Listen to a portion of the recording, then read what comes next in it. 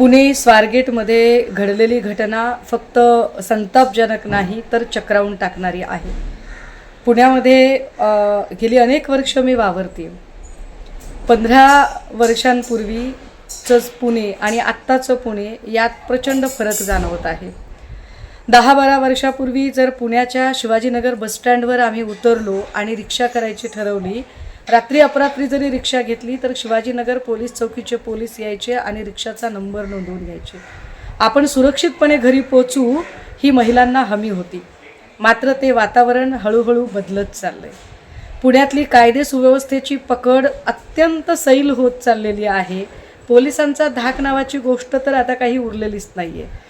वारंवार हा प्रश्न उपस्थित केला जातो की पुण्यातल्या ज्या गर्दीच्या जागा आहेत, विशेषतः शाळा, कॉलेज, बसस्टँड आणि रेल्वे स्टेशन, इथे पोलिसांची अधिकची गस्त वाढवली पाहिजे. मात्र ते होताना दिसत नाही आहे. आजची घटना फक्त गंभीर नाही तर पुण्याच्या संस्कृतीला न शोभणारी आहे. या सगळ्या संबंधाने पुण्याच्या पालकमंत्र्यांनी यात लक्ष घालावं आणि पुणे पोलिसांचं नेमकं चाललंय काय यावर पालकमंत्र्यांनी निश्चितपणे त्यांना जाब विचारावेत अशी अपेक्षा आहे.